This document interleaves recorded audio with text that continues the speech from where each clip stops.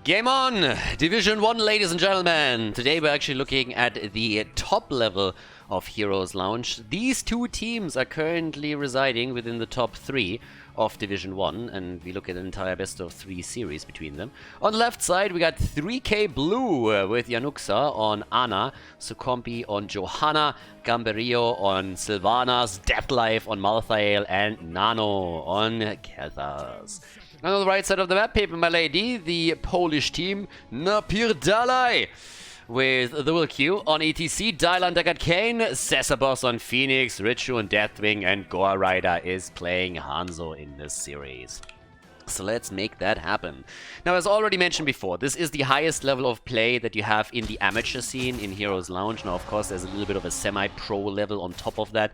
There's no real pro scene in Heroes of the Storm anymore these days. You can't make a living of just playing the game. Obviously, you can still be a pro streamer or a professional streamer, full-time streamer in the game, but that isn't quite the same thing as being a professional player that gets, whose main source of income is playing for a team or winning prize money and getting a salary. So, with that said, this is still pretty high level what we're seeing here, and you will see much cleaner rotations than what we're seeing in these Division 7 matches that we're oftentimes covering. There will still be a couple of preference picks every now and then, and not everything is just strictly top level meta, but already with the level 1 talents that you see picked here, you can tell this is like a lot more cohesive of what we're seeing in the lower levels of Heroes Lounge. So already we got the Mana Addict in, for example. We have at the same time, in terms of builds here, the Prog Rock already claimed in. Top side, that's currently Phoenix, and as you can see, Malthael just playing the little one-on-one battle. Which brings us back actually to Phoenix in and of itself. Phoenix is going to be quite interesting with all of this, because he's going to be the solo player, the one that is going to push this out, despite the fact that they have ETC and Deathwing. Deathwing is oftentimes in a solo lane, but if you have Deathwing, you can either put him onto the solo, or if another hero in the setup fits that build too, you can make the same play here. So now they have Phoenix top, which can play through the shield mechanic and give himself the sustain, which has at the same time also, of course, the wave clear through his attacks, and can definitely hold his own not only against Malthael, but really make his life miserable because of the range attack that he brings to the table.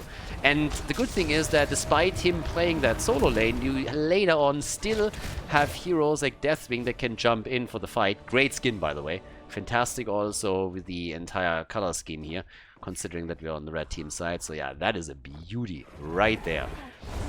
But yeah, so the Phoenix setup is actually working really well for them top side. That doesn't really always happen. Back in the days when Braxis was still a thing, when HGC was still a thing, you saw Phoenix on the North American side sometimes in the offlane position. And again, he can play that position. The problem is more so if you don't have that second melee that normally has that role, then later on you run into trouble in the team fights, which isn't going to be a problem here because of that Deathwing variation, but it gives you a little bit more freedom and flexibility. And that rotation was absolutely sexy. What the hell? That one was actually really good. I like it. They came, they saw, and they killed.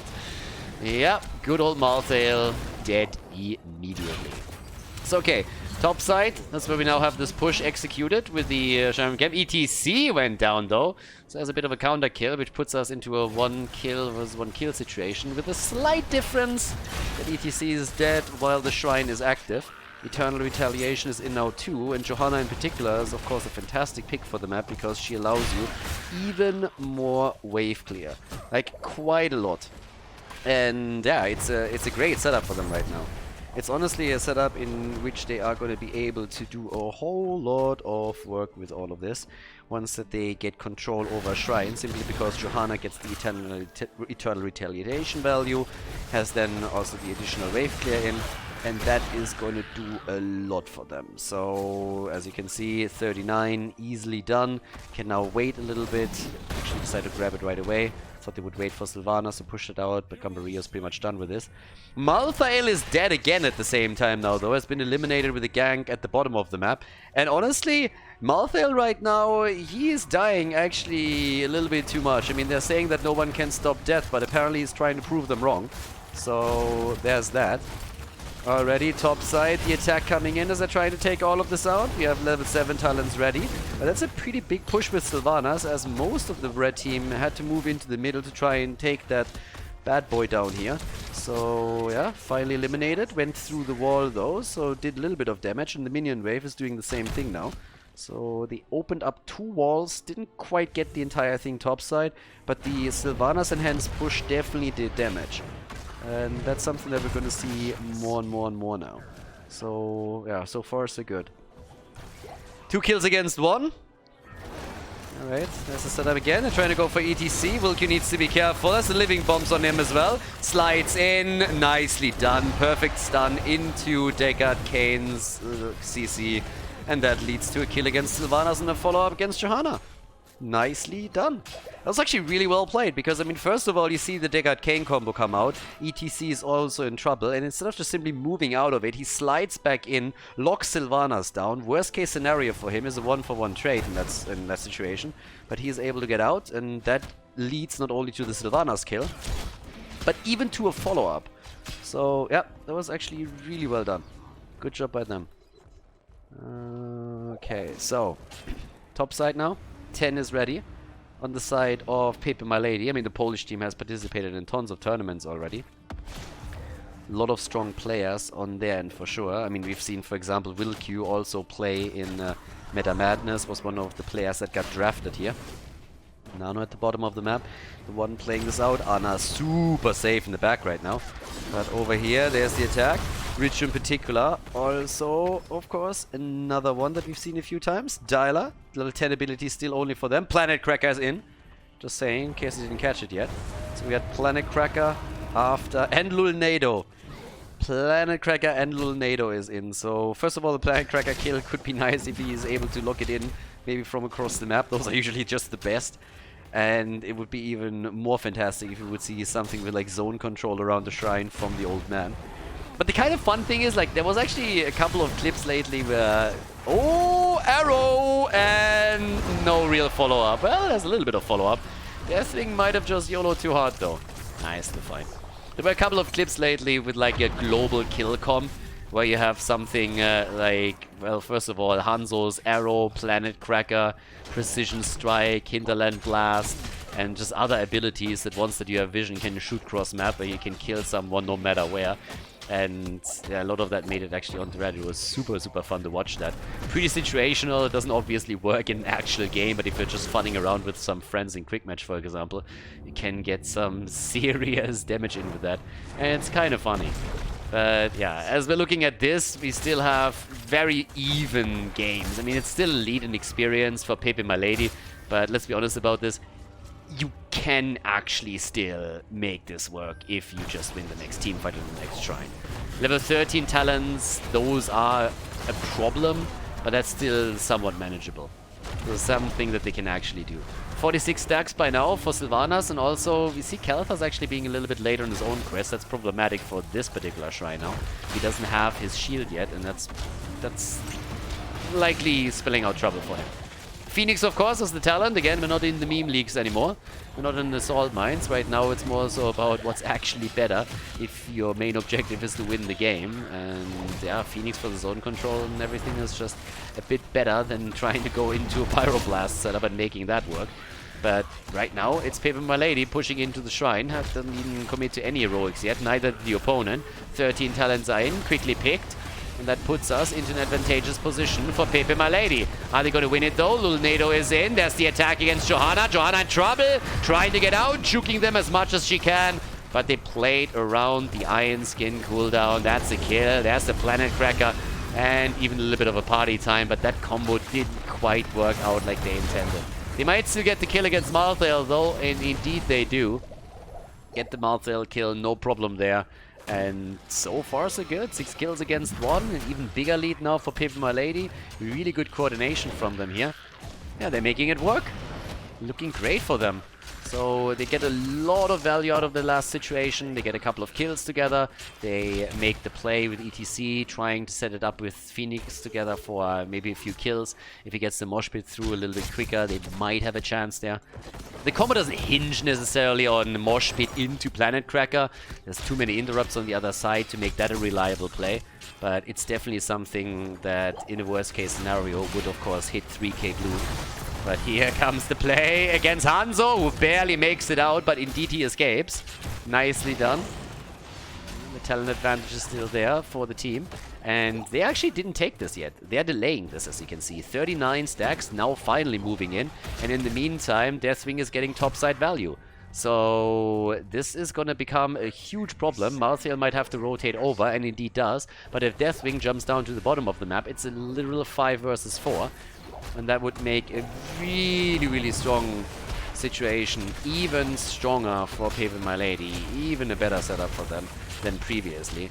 So everybody is just moving straight up through this, trying to get some damage done here. The fort is immediately down. They can rotate towards the camp, claim that now too, and then work a little bit on the wall in the middle and eliminate that as well. The fountain is already gone. It's taken apart previously. So it's a really good push here for them. There's a lot of momentum in their hands now too. I mean, the experience lead obviously could easily translate into a talent advantage going into the next objective. And from there on, it will be very tricky for 3K Blue to come back into this. Unless, of course, they're able to get a couple of kills. That's kind of what they need to do. If they can actually get a couple of kills in, maybe snipe someone, that would be it. 3 deaths on Malthael so far. The only one that died for pepeMLady is ETC. They're still sitting tight here. Go Rider also, double checking with the bush here. But so far it has been a very clean game from pepeMLady so far. But again, can always change. Problem for 3K Blue is literally that they don't have any map control whatsoever, and they need to simply... Ooh, arrow missing completely. That didn't do anything. But we know exactly where it went. That being said, though, it is up to 3K Blue now to either get isolated kills or at least soak 16, or try to get it. Because the talent advantage is there. There's a big talent advantage now. Oh, yeah, the Planet Cracker. The kill comes in. Well done. And they're trying to make the play right here. Okay. Let's see what we're actually going to get with this. Ruchu is about to go down. All right.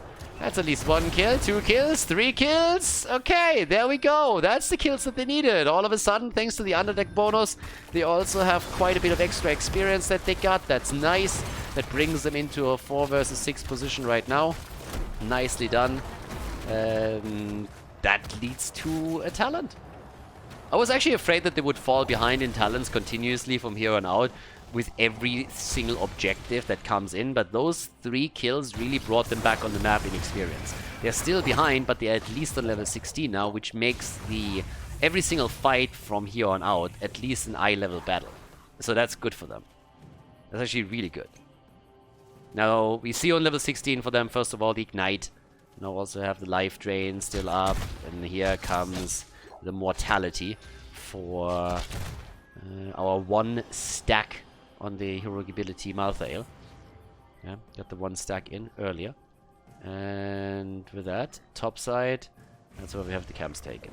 It's a little bit of a slower progress right now for pepeMLady, but of course the last fight that they lost there kind of took the wind out of their sails a little bit. They had huge map control beforehand. That was maybe a little bit premature. The arrow connects though. ETC slid in, was looking for the fight. Arrow connects, but they didn't get much afterwards. Interruption against the Planet Cracker, actually. But now it's time for the Shrine again. Another 13 seconds and we're good to go. But yeah, 1 fort at the top is still in. Deathwing actually moving in towards the quick fountain. And here we go. There's the attack right there. Trying to get this one connected as well.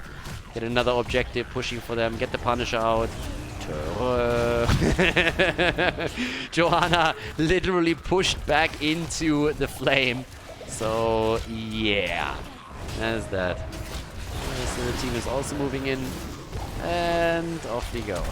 Down to the bottom of the map. Okay, there's still the camp pushing that we mentioned earlier. Johanna's a bit of trouble. Is low. Get the blessed shield out. She dies. Can they get the counter kill? It doesn't look like it. There's the Planet Cracker zoning them even more. Maltha, the last rights, hits ETC. Doesn't do anything against him. Deathwing is down, but so is the aspect of death. And they might actually follow up another one. Yeah, Ana is dead too. Phoenix is jumping out. He might fall, but they're gonna trade at least. Khaldor is dead. There's another quick warp, and Sylvanas is about to get obliterated. 5-man team wipe, ladies and gentlemen. Easily taken apart. Arcane Punisher gets locked in, and they're moving through the middle at this point. 5 kills to 11. Nearly level 20 for them now. And things are looking very, very good for pepeMLady. This should at least net them the keep. In an ideal world, they would of course hope to get more. Get a second keep, get a few kills now, go for the core directly. Don't really think we're gonna go that far just yet. It's a bit too early considering that we're only 15 minutes into this game and level 20 talents aren't ready yet. But the keep is down, and that's already a big, big milestone for them. Yeah, very big one. So, looking great for this. Now, the rotation goes straight towards the camp. Trying to move over, take this one. Also take a bit of a damage. Look at the damage output. 36,000 for now for Mr. Planet Cracker. The Fort gets eliminated. Sylvanas with all of her stacks on the level 1 ability. It's not looking too bad either. Keep even has taken a little bit of damage over here against the Punisher. Didn't really lose the shield, so it's still at 100%. Shields are gonna regenerate. That's, of course, a nice first step here. Good job by pepeMLady. As they already experienced firsthand a little bit earlier in this game, you can't really just sit there and say, like, okay, guys, we got this one safe. But taking the keep down is definitely going to help them on the macro level. But they, of course, want a little bit more. They have level 20 abilities now, too, and that means that they are looking for fights. If you are a talent level ahead, especially if it's your Storm talent, you really want to fight this. Even more so. So them moving in and just saying, okay boys, let's see if we can maybe get a kill. Use those Storm talents. Get a bit farther ahead, get a kill, try and establish a numeric advantage, and then push this even further. That's exactly what they're trying to do here right now. And they're already moving in with this in the attempt to make that happen. So far was not quite what we expected there, but okay. So rotation, just back. Play it safe, don't do too much, try and see if you can get a kill. If you can't, then it's also just fine. I mean, you still want to make sure that you don't lose anyone, want to make sure that you still push these lanes out a little bit, you need to wait for the next objective to come up. You're just trying to control the map as best as you can, while not giving your opponent any opportunities to actually fight back into this. And with the camp now taken to the bottom of the map, they know that they have an opportunity to push at the top a little bit more. I mean, it was literally announced on the minimap, so that doesn't mean they can take the entire key, but a bit of free damage onto that thing doesn't hurt either, right? So they can just easily move in. Need to make sure that they don't overstay, though. That's the most important part right now, and they nearly did here. Yeah, didn't quite. Oh, the Planet Cracker! The arrow setup and everything. Johanna was still at the bottom of the map and actually showed there the bottom fort might fall. But I can promise you one thing, that top keep, if they really keep the pressure up, will fall for sure. And they are poking it slowly. Shine still hasn't been announced yet, but holy hell. Yeah, they really want this one. I can't really blame them either. But as it stands, they're just moving away for the time being. Malthael isn't done with this level 4 yet, but the level 20 is now finally in, so far so good. 113 stacks for Sylvanas now at the same time. Yeah. So Sylv is sitting tight with this. Bottom fort, as expected, has fallen. This is pushing through. It's 20 versus 20 now. It's a bit problematic that, honestly, this camp over here is already pushing back. We have camp plus catapult now coming in. So time is working against the blue team. That's another big problem that they have with this. And this could honestly become a problem very, very quickly here. Well, let's see. Down. Oh, if they can get the kill, and they do, that changes things very, very rapidly. Oh my god, no counter kill here. This might just be the comeback. This could just be the comeback at this point. Oh boy. Top keep still under pressure, but the shrine is up. Malthael is the one heading back. ETC is down, and they're trying to push this right now. He wants to get the keep for the team, and they kind of have to. They need to move away from the position just slightly, which is what they're doing right now. And they're still trying to get the top keep, and they do get it. So top keep is down. They want to follow up with a little bit more. Malthael! Ooh, the aspect of dead. Yeah, he's dead too. They're already moving back over here. They're still trying to get this in the middle. That might fall, but I actually don't think it will. And now they're pushing through the top. They're really making the best out of the situation here. And ETC falling was a bit of a setback, but they reacted very, very well afterwards. And now they're looking pretty good right now. So, yeah, 2 keeps down. Trying to follow it up with even more kills. I mean, Malthael is dead for another 40, so there's that. By the way, he went into Angel of Death. He didn't go for No One Can Stop Death, which is why he couldn't revive there. So, a bit of a bad choice here on 20 given the circumstances, but I just think he felt, hey, I don't need this. I can actually make without it, and as it turns out, that's not the case. Now, the Punisher is still pushing through the bottom of the map, and if they don't want to push for core right now, they need to defend this. I mean, there's 2 options that they had. Pretty much either saying, hey, let's go for core, or saying, we have 2 keeps down, let's just play this safe, take that Punisher down, make sure that we don't lose our own core, or our own keep, and then play around that. I mean, even if they lose the keep, it's not a disaster. They would have traded keep for keep, considering that they were the ones losing the objective. Even that would have been okay. But as you can tell, they can keep the keep in play. We have 13 kills now against 6, and this is a great situation now. So, let's see what we have for that. We currently got 40,000 damage for Khaldor, 49,000 for Hanzo. There's still a couple of camps on the map we could theoretically go for. I mean, they're still checking this out a little bit. But 3K Blue, they are just losing massive amounts of map control. They literally have to just shield 2 lanes that are continuously pressured by catapults. That's where the camp over here comes into play, because it's really going to help them with that. The problem is the emphasis is on help.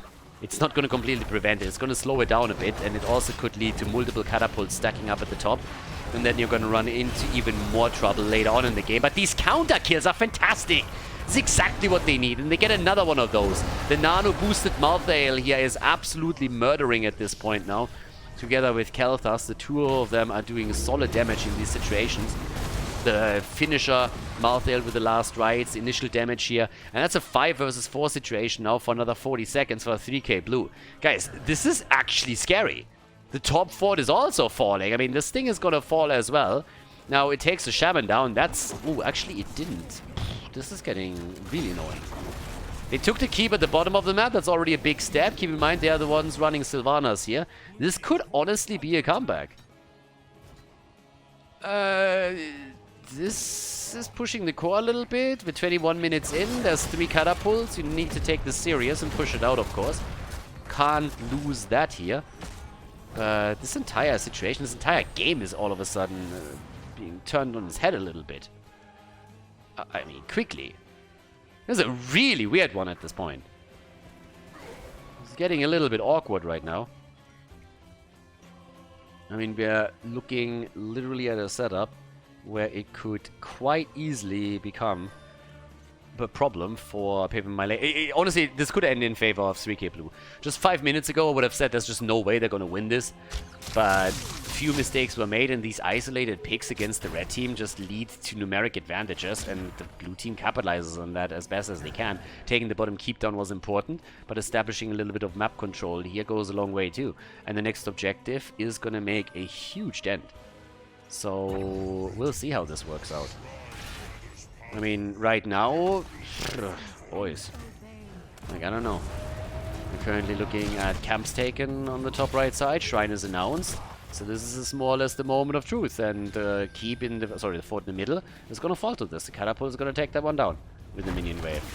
Alright, more and more structures gone, slowly but steadily. We are reducing this to keeps on the map. And there's 1 keep on the blue team side, 2 on the red team side. Again, good timing on the camp here. This is actually very powerful. 2 keeps, 2 catapults right there. This is huge. The kill against ETC with the last rights on the other hand. Once again, the fight just starts up and there's immediately a kill for 3K Blue. It doesn't get much better than that.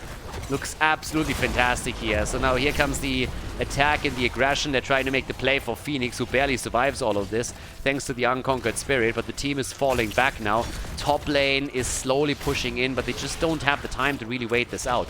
If they want to go for that, they have to actually try and make a bit of a play here. So let's see how this is going to work out. Right now, we have War Rider in. He's the one that is about to get attacked there now too. We have Richu in, Cesabos, and Dyla as well. All of them, the four, just trying to see if they can maybe poke a little bit, but of course there's no actual way that they can get enough of those minion stacks or do anything about it. At the top side, this would hurt, but as you can see, we have Khaldor already underway. But the catapults in particular hurt pretty quickly. So let's see a little bit of what's happening with this. Over there into the middle, what do we get with that? But yeah, there's a combi is already going down and trying to take the next camp. But honestly, this push could maybe even get them towards the core. I mean, it's a 5 versus 5. Khaldor is just now moving in. And of course, the keep should actually be a goner. It's actually a really nice Punisher to have now too. Frost Punisher in particular is super powerful, and they can easily push through that. But with the help of Hanzo, they can murder this very, very quickly. That thing is on half HP now. The keep will go down, but this could be a 30-minute game. Depending on how many kills, or if they can pick any kills up at all over here, this game could last a lot longer. So we're going to see how exactly this works out. Right now, the shields are actually phased a little bit by this. I don't really know what that's supposed to be. I mean, that Planet Cracker doesn't do anything. So that was a little bit YOLO and in the middle of nowhere for no real reason. Following that up with an arrow and then Planet Cracker would be way better for them, but that was a bit of a waste of a ult that they had there. Maybe they expected a push, but that didn't happen. Deckard Cain actually survives. Johanna down the mosh pit, and the kill against Malthael. Oh boy, this might be the end of it. Oh, they did such a fantastic job the entire time, and now all of a sudden, just as they take the second keep down, they lose pretty much half the team. Sylvanas with the play! Oh, takes Deathwing down, but now it's a full 5-man wipe, and they're actually going to lose this one. Unbelievable.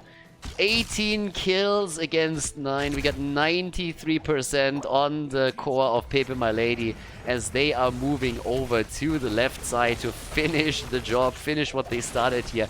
Great job by the blue team to always come back into it time and time again, but at the end of the first map, it's still pepeMLady putting the point onto the scoreboard with a big team fight victory. Yeah, blue team overstayed their welcome a little bit after taking the keep down, and now they get punished for it. And that, ladies and gentlemen, is game. Nicely done. A 1-0 for pepeMLady as we're heading into map number 2 of this Division 1 match, this best of 3 series. Well done.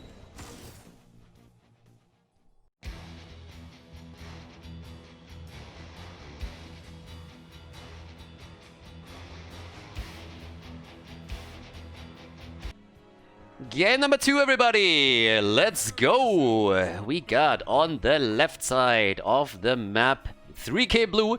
Nearly successful in game number 1, but then just trying a little bit too hard to stick around at the opponent's core to see if they can pick up a kill.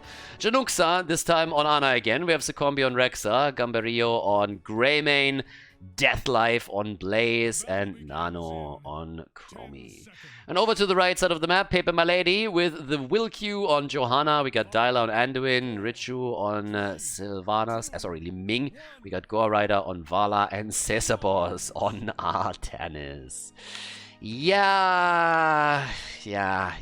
pepeMLady and their Artanis play. We have it once again. I mean, this is of course the Artanis where things have changed a little bit, so the hero isn't... I mean, it has a couple of options that you have right now, additional ones. Reactive Parry as the level 1 talent is coming in. But they actually like to play that hero here. I still haven't really figured out why, because, again, all theory aside, with previous amateur opponent and stuff like this, Artanis is still hot garbage. The hero is just shit. I don't know what else to tell you. When it comes to offlaners, pretty much any other offlaner is better. Maybe with the exception of D.Va. But I can come back to the example of Meta Madness. 56 heroes banned out on 5 mappers, and we still never even once saw a Tannis, even though the most attacked group in the entire setup were the tanks and the offlaners. And still, not a single Tannis pick, for good reason. The hero is shit. So, obviously that doesn't mean that you can't win a game with Tannis, but the difference is that you win the pick, or that you win the game despite the Tannis pick, and not because of the Tannis pick. But again, cause a little bit of variety, and we're gonna see Tannis in the game a little bit, so let's just, for now, accept that and see if they can make it work. We have, I think I've seen the team win with Tannis in the past, so maybe they can pull it off again. We got Sylvanas with an arrow build, so that's already nice for the damage against the Immortal. In addition to that, we get a Limming. It's also neat for the opponent's team. We got a Chromie and also a Greymane. Okay, so that's good poke damage from afar at least. Can do a lot with that. We got Rexa in. Nano boosted Chromie is going to be pretty neat as well. And Chromie is already looking forward to that nano boost. Yay! As usual, little naughty girl over here is trying to get those sandblasts connected one at a time. Gets out as much of that as she can. Same time now, top side still pushing. Yeah. And there's 2 versus 1 actually, as Vala has rotated over, but it's a camp at the bottom that has been taken, 1 up at the top. And off we go. There's also, Dominance is in. Haven't actually seen that talent for a hot minute. I mean, these days it's pretty much Triumph Rate on level 4. I mean, nearly exclusively, like pretty much every single one of those that you see, every single one of the Limmings goes into that. Now the push also at the bottom of the map. Barrio is coming in. They got their camp already. Yeah, push is actually in a little bit more aggressively at the beginning, so they took it early and they're trying to get Greymane into a good spot. Rest of the red team is now moving in for the defense, of course, as well. I'm trying to check that out. Objective up in another 10. Top side now also pushed out slowly but steadily. Level 7 abilities. Soon coming in for at least Chromie. Rexa with shield on level 4, going into the Grizzled Fortitude here. And it's time for objective number 1, and off we go. There's no stacks yet for Vala. Obviously, she doesn't have her repeating vault either, or the repeating arrow either. So with that, we don't have the full setup for her against the Immortal damage yet. But Monster Hunter is in, and that's at least something, and that could be a kill, but the Iron Skin is out.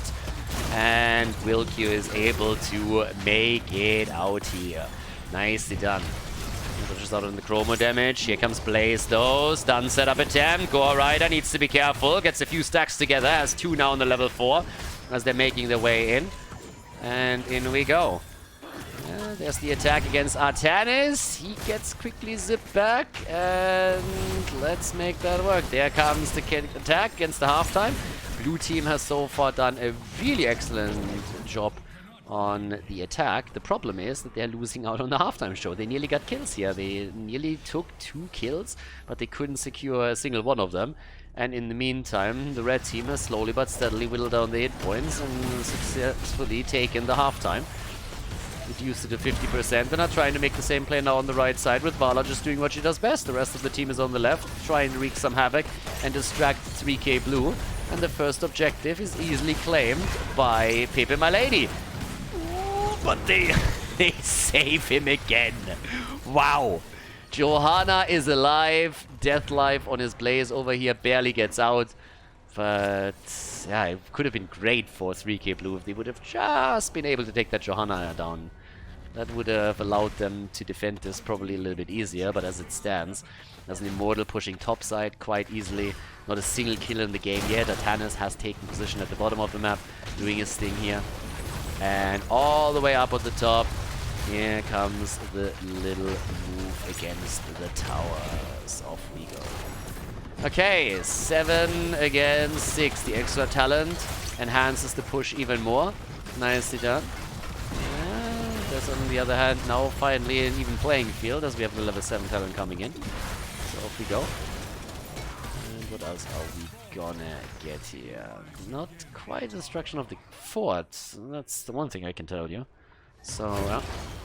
Artanis in the meantime has also gone into the Chrono Surge here on level 4. I've seen that a couple of times now. There's the damage against Vala, but the stun follow-up does not quite connect. The timing was a little bit off. That could have been the end of Gore, right? Instead, they're trying to turn it around again. The swap, and that's a kill, isn't it? Yeah, Greymane is down. Artanis value right there. A few more stacks for Gore Rider as well. He's a 9. There's the counter kill against Misha. This could still result in this 4 taken down finally. Honestly, they should be able to grab it now with the 5 versus 4. Who's going to stop them here? The answer is nobody. So 1 kill against 0, level ahead. pepeMLady is doing well here. They have already taken the victory on the first map on Infernal Shrines. Now on map number 2, they are off to a good start at least. Level 10 abilities will always change that slightly. Let's see how far they can actually push this.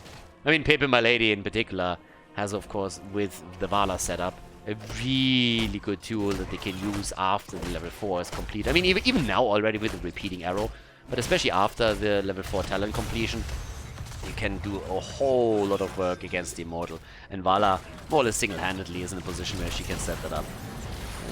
That, on the other hand, is a little bit dicey for Artanis, and the save comes too late.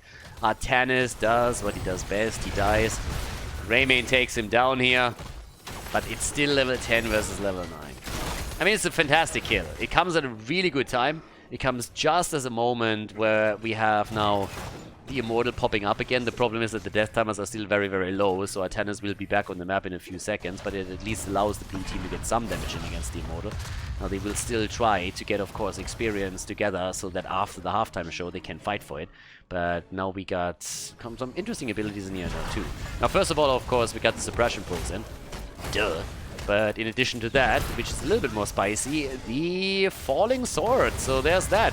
They're fighting without the level 10, by the way. I'm not quite sure about that. Falling Sword comes in. Milky immediately. Ana is already down. Yeah, fighting there without level 10 abilities. I have no idea what they were thinking. But that's definitely not how this should have played out. They needed to fall back here way sooner and just try to soak the experience and then fight after the halftime show. But the way that this played out, that's a setback. A pretty big one at that. Losing 2 heroes here is something that they can't really afford. Now, it's at least 50% on the opponent's Immortal, so there's at least that, but whew, they stayed way too long here. Now the attack continues. There's the swap. They go for Chromie. Still no level 10. And the fake dragon goes down. She's dead. Now Nano Boost is finally in as the level 10 ability hits, so we have heroics for 3k blue. But they lost another Immortal. Second Immortal in a row goes to pepeMLady. You can push the bot lane now. You can push in straight for the next fort here. They already obliterated the one up at the top. So that's already a really good step into the right direction. And let's see what we get with this. Yeah, well, first thing that we are actually getting is currently nearly a level 13 talent for them. Here comes the attack with the Falling Sword again. Good setup against Greymane, but he gets out. Misha is dead. Here comes also the ult on Chromie once again. And they're able to lock in a kill against Johanna. So nicely done. They actually see Johanna moving in deep with the Falling Sword. Use it as an immediate opportunity to lock her in a little bit more. Good bunker as well. That was a bit of a clutch move there. Yeah, gets pushed out. The fort obviously down. And that's a big thing that pepeMLady wanted. Take the structures, get the catapult pressure, get some macro control of the game. And that's pretty much what's happening here. I mean, it was a good kill, don't get me wrong. It's 2 kills against 4 now, and locking the kill in against Johanna was nice, but you need to do a little bit more if you want to come back into the game. So right now, we have our setup down to the bottom of the map as they're attempting to go for one of the camps here. Take the camp down, pretty easy. And what else? Push for the wall, maybe take the fountain down too if they can. Don't want to stay too long here. Camp hasn't been taking it either, so let's see what they can actually do. Yeah, take the camp, dodge out on a... Ooh, they're actually jumping in again, super aggressively. Wilq with another move. Here comes the counter attack. Chromie with a big boy damage, but the quest is completed for Gore Rider. Nicely done. The problem is that Vala falls just a second later. Chromie with a timeout. Yeah, she's gonna fall too. Chromie is dead. Kill against kill here. Big swap from Artanis. And again, the bunker as Death Life is moving out of harm's way here. Still a 2-for-1 trade in favor of pepeMLady. We got 6 kills against 3 in total. A level 13 talent advantage, of course, carrying parts of that fight again. At least for the ones that picked it in time. Now we have Vala also with the Siphoning Arrow as a level 13 choice. And it's time for another Immortal. Now with half a level missing and Rexa soaking experience topside, I think the chances are pretty good that 3K Blue is going to lock in a talent for themselves here, level 13 talent. So there's at least that. Vala over to the right side is now using her Monster Hunter to get the camp pretty quickly cleared. Vala is moving in as Anduin helping out with this as well. But 13 versus 13, that would be the first real step to fight an even fight. You know, make something happen around all of this. Maybe finally be able to take a few kills here for yourself and lock an Immortal in, because now they're losing ground again. They have the extra talent, and it's about time. But let's see if they can also capitalize on this. Atanus gets attacked again, gets his ult out. That's at least something. Here comes the Vala and Johanna setup, as both of them are trying to use their CC to lock them down. But Vala gets obliterated by Chromie. Sand blast in the face right there. She's immediately down. Will Q get saved? I mean, honestly, the amount of saves on Johanna is by now ridiculous. How many was that? 3, 4 times when she should have died and then just get saved on the last second. Pretty well played here by Andrew in particular. That's a stun right there. And the little sandwich over here is just doing her thing. Alrighty. Yeah, I mean, little sand gnome there. Sand is annoying. I don't really know. I had the conversation with the Frenchers lately. Like, one of the most overrated things in the universe is actually... I mean, beaches in general are kind of nice if you walk on them. The second that you lie down, things are going wrong. This is why sex on the beach is one of the most overrated things ever. Sand goes everywhere, ladies and gentlemen. Everywhere. Sounds way more fun than it actually is. Anyways. Coming back to the actual game here and focusing a little bit more on Heroes of the Storm. With that, we have another kill attempt, and again Will Q survives. The problem is that it seems like at least Blaze goes down, and yep, he's eliminated. The Immortal is still being fought over. Top lane is pushing against him, that's another problem. And that keep topside could actually take some damage. Good timeout, but that's only going to delay the inevitable at this point. Yeah, there we go. Chromie down. Still no lockdown over here. This one has taken a bit of damage too. The rest of the team is still on the run. 9 kills against 4. They're getting a little bit murdered over here. Like, I don't know. Every single time that we look at an objective, it seems that pepeMLady has just full-on control over these fights. They're doing really well. They have 9 kills against 4, so they're still doubling the amount of kills easily. They take another Immortal. This is Immortal number 3 in a row now. 2-level lead, talent advantage. There are a couple of hiccups on the way, but generally speaking, they play a pretty clean game, at least around the objective. They have incredible objective clear with Vala, and on top of that, of course, also the sustainability and just like the setup that they can use to keep everybody alive by pressuring with Johanna, jumping in with the Falling Sword. There's obviously also the continuous Light Bomb that comes with it. And Falling Sword plus Light Bomb is just super annoying. I mean, we've seen this do a lot of work already, and they're just rushing away from it, which creates even more space for Vala. This, on the other hand, is a bit of a problem. Atan is going down this quickly, and Anduin falling too. Okay, that is going to be a really successful defense here. The only question is, can they take the Immortal down before it drops the keep? I suppose that only 14 minutes in, the answer to the question is going to be yes, especially with Blaze now dying. It might change that, though. Immortal low, and it falls. Great defense. Well done by 3K Blue. Really well done by them. So that was a solid setup now. That actually helps them a little bit. Chromie by now also with a Quantum Overdrive here. Yeah, camps are still up for the taking. Goa Rider is a bit low and needs to get the hell out of there. Misha didn't connect, and that's good for him. Will Q should still have an Iron Skin up. Well, yeah, okay, doesn't have to use it here. Yeah, that would have been a bit of an awkward death. But still. Even talents. We're coming back to it. Even talents. I kind of really like how resilient 3K Blue is. I mean, the team has lost a lot of ground on the first map and always was able to come back a little bit. And here we see a very, very similar mindset from them. Even dropping the ult on Rexa just to make sure that they're able to move away from this. Obviously, they want to make sure that they are fighting 5 versus 5 next. Stay alive to fight another day. That's pretty much what they're going to try and do here. But yeah, so there's the swap. Boss gets attacked again. Oh, Vala. Vala is having so much trouble with these flank positions that she currently holds the entire time. That's the third time that she died. As a top damage dealer for them as well. Yeah, objective is taken. Well, camp is taken. Objective is spawning soon, TM. But Vala down for another 30 seconds should give the blue team this time a bit of a head start. So that's kind of nice for them. Maybe this is the moment where they can turn it around. And I mean, it's also about time. They're really running out of opportunities here. They're 3 kills behind. They're a level behind. If they don't win an objective here, then I think it's soon going to be lights out. Because from here on out, we're talking about keeps being obliterated. Immortal scales into the late game. We're 16 minutes in. So, well, off we go. Is that an easy halftime show for them? I mean, Vala is the main damage dealer against the Immortals, so the blue team is currently racing this down quite easily. They take the halftime show, so that's the lead for them. But can they do a little bit more than that? That's the bigger question. Both side has to be defended against.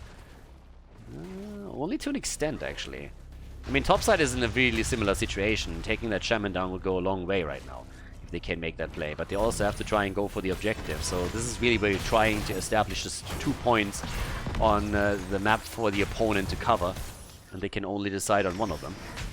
But let's go. Bot side, Vala is trying to stop this because the fort is taking serious damage. And Vala takes this down. One double combo with the arrow that costs quite a bit of mana, but it allows them to lock this in. Defensive position for the blue team. It's going to come down to a team fight again. Yeah, especially the stuns. I mean, we have all the heroic abilities in play. No 20 on the horizon for either team. pepeMLady is still looking for an opportunity to maybe set that swap with Artanis up again. If they could do that, it would be great for them. Yeah, talking about swaps. Lights in already. For an opportunity, doesn't find it. Wilq gets attacked. There's Artanis with his ult. Light bomb on Anduin once more, but the bunker on the ground gets obliterated within seconds, but that was already a good start. Wilq this time not hitting anything. Stun does not connect since the Iron Skin was active. But a lot of R buttons are being pressed here. Both of the teams really trying to see if they can maybe make some plays here. Top side, the catapult is doing some damage, but should be taken out by the wave now.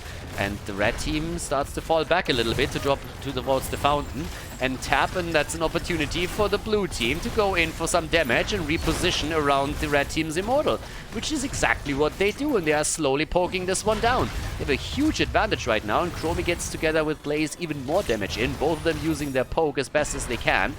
They have it down to 3,700 HP now. Anduin is soaking most of the damage that Chromie is throwing out there. Oh, that dodge on the combo.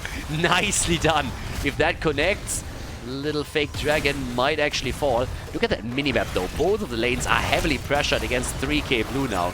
The blue team in trouble, but here comes another attempt for stun. And Vala. Oh my god, Gore Rider. Gore Rider is alive, but Artanis has fallen, and Jojo just jumped in a little bit too deep, didn't she? If Greymane get... Oh my god, Wilq. Every time. Like, he is towing the line so hard, but this is a problem, and this is a lost keep. The keep is down. 3k blue is in trouble. The light bomb on Liming as she rushes away, but the ult on Chromie. Get over here. Brings her back in. Kill attempt against Johanna. They're going for more kills. Can they take them? Yes, they can. Gore Rider down. Full on triple kill. Immortal moving up to the top. We're 19 minutes into the game. Nearly level 20 for pepeMLady. But a bit of momentum for 3k blue at least. The problem is, of course, still that we have not a single structure destroyed on pepeMLady's side. Fort at the bottom of the map is looking very bad in HP. Just a few left. Top side, though, that's where they are breaking through. I mean, the fort is a goner. That's a given. The shields are not really all that strong here, though. They are going to be depleted in just a few seconds. Which means it's quite questionable if they can get more than this. So 20 versus 20, yeah, very realistic. But outside of them getting a few kills here, I don't really see them getting more than the fort itself. I don't think they can take the keep here. Vala's going to be back in 13 seconds. Liming in 2. Nice bait out on the Falling Sword, by the way. Level 20 ability is now ready for both teams at this point. No cooldown reduction for Johanna, by the way. Instead, we're seeing her currently with the Blinded by the Light going full on for the shield. Vala even stronger at this point thanks to the Farfly Quiver, which gives her more safety when she tries to apply the Manticore damage. Keep is taking actually more damage than I expected. The Immortal really scaling well into the late game here. They take the fort down at the bottom of the map. So that's 2 structures that they were able to destroy with this. But again, when all is said and done, there is still that loss of a keep at the bottom of the map that we have to kind of talk about a bit. I mean, they only have so many options, right? There's not really a whole lot that you can do in that situation. You need to make a play at some point and really need to make that decision. But as it stands, we're at least looking at a scenario where they were able to get quite a bit of counter value. They lose the keep, but they get level 20, they draw even an experience with the opponent, they get 2 of the main structures eliminated. And the top keeper is taking a lot of damage too, so if you can actually team wipe, for example, if you win a big team fight, anything, you could theoretically move through the top lane, take the keep, and maybe go core. Oh, talking about team fights, Vala again. God, she gets murdered this game. This was the 5th kill against Gore Rider. Gore Rider is not looking good in this one. Yeah, he got actually sucked in there more than once. Like, Vala dying like this is a huge problem. So that's a quick kill right there. And things are therefore pretty problematic right now. But okay, push through the bottom of the map now. Big question, of course, what else can they currently do with all of that? Blue team, that is. Can they, for example, kill the keep now? I mean, they should be able to, right? At this point, they're in a great spot just simply because of what they were able to accomplish with the Vala kill. So that's a 5 versus 4, so that's a freebie right there. Nicely done. They get that kill in. So that's already great. Now the move straight up in towards the middle. Oh, if they can stagger deaths now, that would be fantastic for them. With Vala on a 6-second or 4-second death timer, and they take Jojo down. Just as Vala is back, they get the stagger death. It doesn't get any better than this. It seriously doesn't. The Vala player annihilated, about to come back. That's when you get the Jojo kill. This is just absolutely fantastic. Oh my god. In game number 1, they were in a similar situation. They lost more and more ground, but now as it stands, all of a sudden the momentum starts to swing in favor of 3K Blue. They have taken the lead in kills even. And the entire game, pretty much, they've just been beaten up, especially in the early game. They lost 3 Immortals in a row until they finally started to make a bit of a dent into the defense here. But this is getting real dicey. Now the 4 versus 5 for another 20 seconds. Just look at that Immortal. There's no way to save that. Artanis comes in with the ult. Has to be saved too. Yeah, that's on the other hand a bit of an issue. And he still had the shield. Artanis is dead as well. The Immortal is claimed. Guys, like, I don't know, but this looks like game. 60 seconds for Artanis to be back. 5 versus 4 situation. This is looking fantastic for them right now. This is insane that they are actually able to come back into this. And honestly, it wasn't even the amount of kills that they got, it was the timing on the kills. The Vala kill earlier that helped them to destroy the top keep, because they could force the 5 versus 4 situation. Then at the same time, just as Vala comes back, they're killing Johanna. Just as Johanna is back, they're killing Artanis. I mean, the staggered deaths over and over and over again put them into a position where they now have just a fantastic setup here that allows them to at least take the keep down. In an ideal world, they would of course be able to force game number 3 at this point, but holy hell.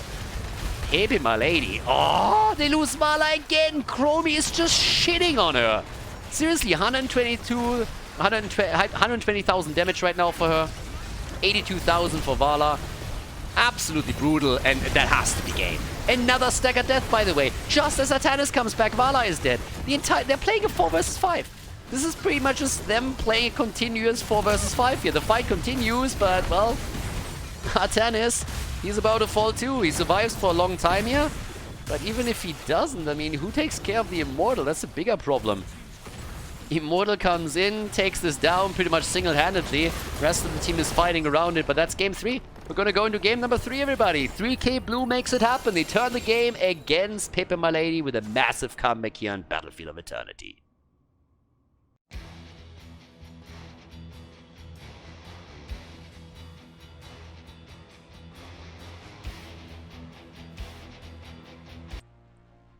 Game number 3, the final map, Volskaya Foundry, everybody. 3K Blue against pepeMLady.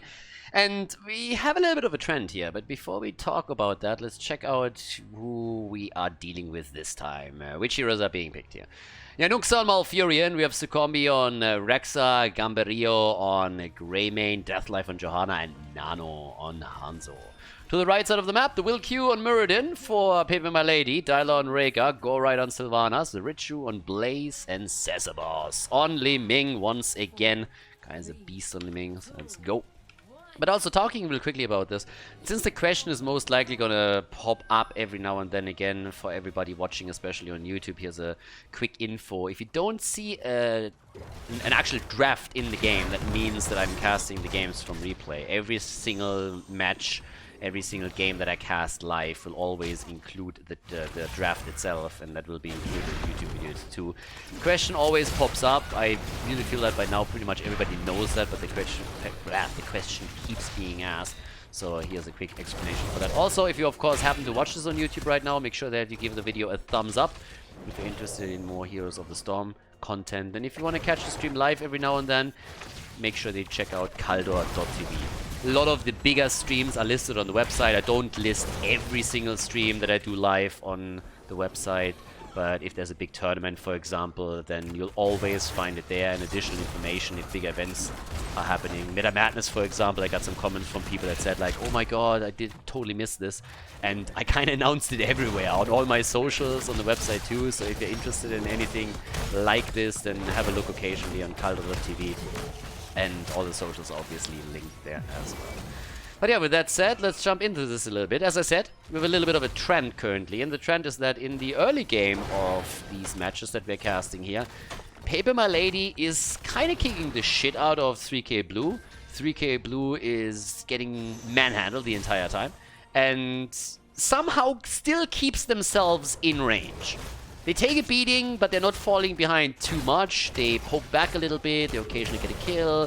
They just keep in experience range. And then when it comes to the late game, all of a sudden these guys are starting to, I don't want to say pop off a little bit, but they always get into a position, it seems, where they are playing on eye level again. And then the game gets incredibly close. In game number 1, it looked for quite a bit of time as if the blue team could lock in a victory, and then they just overstayed their welcome a little bit on a key push and were eliminated, which pepeMLady used as an opportunity to win the game. But in game number 2, the entire momentum swung against pepeMLady, and they lost the game eventually. So if that trend holds, then we're going to see something similar happen here as well. But I mean, time will tell right now. So we're going to have a bit of a look there. For now, we currently have a Dyla and Gorite taking the camp on the right side of the map. In the middle, of course, there's now a Deathlife currently doing his thing on the front line. This time they lock in Jojo. First objective is about to be opened up as well. Control point here in the middle of the map. Control point number 1 usually leads to the top fountain being eliminated. I mean, this is one of the biggest criticisms of the map, actually. The problem that you have here is that you know where the objectives spawn. The objective spawns go for mid, top, bottom, and so on and so forth. So it makes it very predictable on how you can rotate and which lane you want to prepare for next. I think Blizzard could do a lot if they would just change it to a random spawn with a few rules. So let's say, for example, the same spawn can't activate twice in a row. But yeah, since it is so predictable, you have a pretty fixed meta around where you want to go. There's a few teams that in the past have tried to break through that a little bit. Nothing changed when they played Heroes of the Storm still, for example, did that occasionally and prepared with objective number 1, the bot lane instead of the top lane, to prepare for the later stages of the game. But generally speaking, you will always see a team prepare for the next objective and try to get an advantageous position there. But right now we're still talking early game, and when it comes to items, there's a 2-1 lead for 3K Blue as they locked in that healing beacon through the support camp top side, so that's already a nice start. 10 stacks, by the way, for Muradin. That isn't bad either. That's a lot of good Stormbolts that you already got in the early game here, so if you can follow up with a few more, they might even get a kill here. And they do. Greymane goes down. That's 14 stacks for Muradin, since he capitalizes, of course, also on the kill itself. But that's actually fantastic. It's really good stacking in the early game for him at the front line. And Li Ming with that kill. There's a counter on the other hand as Sylvanas falls, but the fight by no means over yet. Will Q is looking for another Stormbolt to connect here. Might be able to set that up, but also is running out of mana, so you just can't throw them out that easily anymore. Yeah, connects another one, is at 15, and oh boy, barely made it out. And that's the first protector in the hands of 3K Blue. They lost a few heroes here for sure, but they still managed to do quite a little bit of work around the top side. So that's good for them.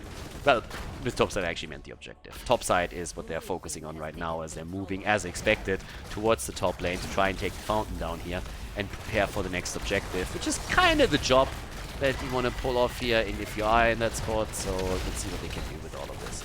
For now it seems like the wall is going to fall. The fountain itself already heavily attacked. Greymane is with him as well. His damage on structures is of course fantastic if he can afford to go into walking form. And yeah, that's really good preparation for the second objective. So all of a sudden, 3K Blue is starting to take a bit of a lead here.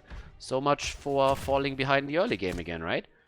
Yeah, that's definitely the best start out of all of these games that they had so far, I'd say. So good for them. Yeah, that's actually a really cool setup. Let's see what they can do with that. Top side. They're already abandoning this, trying to make their way in here. No kills yet. Items are back up on the map, by the way. And so far, nobody has moved over. So that's a bit of a problem. But yeah, let's see. For now, level 10 abilities. First one in. And no big surprises here. We get a Tranquility. We have, well, maybe a bit of a surprise. Not really too crazy given their lineup, but we have Ancestral Healing for Rhaegar. Again, now it's way more meta to actually go into Bloodlust ever since the change came through. I mean, when was it? 2 patches ago, I think? So yeah, that's actually the bigger one. And that's not quite what we're seeing here right now, but still, if you go for Ancestral Healing, you can of course have the sustain there. You don't have too many auto attackers here. Ooh, arrow against 3, nicely done. Here comes the Tranquility, keeping everybody alive for now. The big fight over the healing beacon will queue down. That Ancestral came way too late. Dyla still grabs the item, drops it immediately. They're sustaining themselves through the fight, get the kill against Jojo. And they're looking for a quick kill against Hanzo as well, and they lock it in. 3 kills against 2. pepeMLady against 3K Blue. The final map in this series is starting off spicy. Yeah, nicely done by them here. Okay, so the rotation rather now down to the bottom of the map instead. Try and see what we can actually pull off here. 1-on-1 situation, and camps of course to be cleared on the map now too. Oh yeah, I kind of like it. It's a good start into the third game. We had 2 pretty solid games between the 2 teams. And again, keep in mind, this is not only Division 1, this is actually the top teams within Division 1. So both of these teams are currently placed in the top 3 of Division 1 and fighting for the pole position here. And a victory in this particular match would go a long way to enable you getting the lead, at least for now. We're at the beginning of the season. There's a lot of matches to be played still. But of course, every win counts, especially against the direct competition here. Now, with all of that said, still, next objective hasn't been announced yet. Normally, we're talking about level 13 abilities when it comes to that. Jojo is moving in the middle a bit. They're trying to be slightly aggressive. Chances of you actually getting a kill here are pretty low. But you want to push the wave out. And of course, if the opponent makes a mistake and oversteps a little bit, you might just be able to get one of those sneaky kills in. Now, so far, that hasn't quite happened yet. Just the attack towards the top now. The 13 talents are now in for the red team. Blue team still a little bit behind, but they should be able to draw even before the actual objective gets fought over. Wilq is already playing aggressive. They're trying to get the Stormbolt, and they do. The follow-up of Blaze is beautiful. 2-prong attack with the stuns, and then Gore Rider and Dyla come in for the damage, and that opens up a camp opportunity for them. Items, of course, reign supreme on this map. If you are able to go into these fights with an item advantage over your opponent, you're always finding yourself in a great spot. They have Sylvanas as well, which is of course even better for them. It allows them to push now through the bot lane. That not only prepares for objective number 3, does even more than that. Mirrodin soaks the stun, Greymane is in trouble. Oh, they actually let him slide, and Sylvanas falls to the fort. Yeah, I don't know. That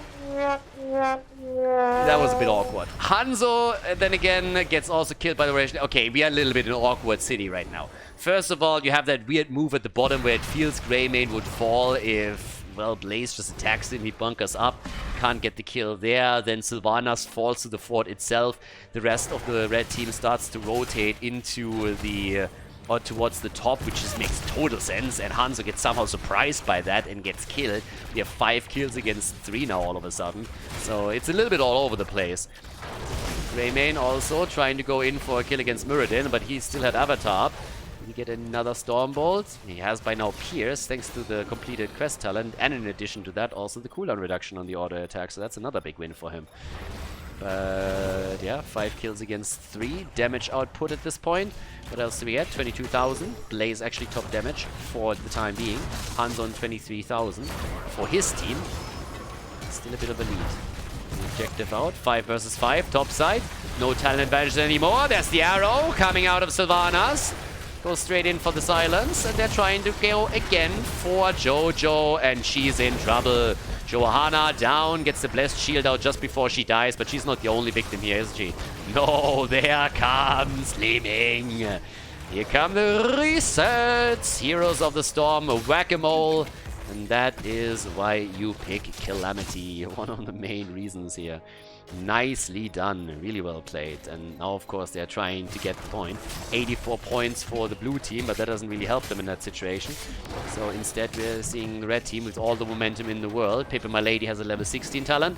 We got Muradin on the points. They have a 5 versus 3 advantage on the map. They can literally go through all of the camps now. And there's only 1 remaining, so they're going for that as we speak.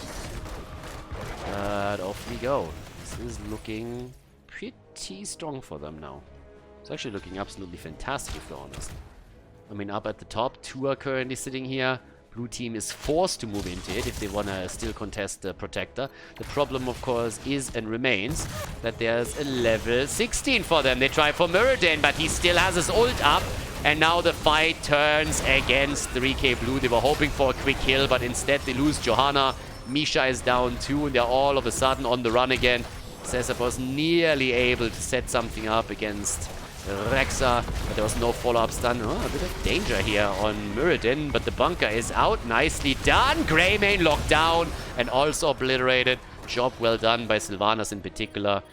And now they should easily be able to get the Protector. Another 5 versus 3 setup. Need to, of course, defend this over here.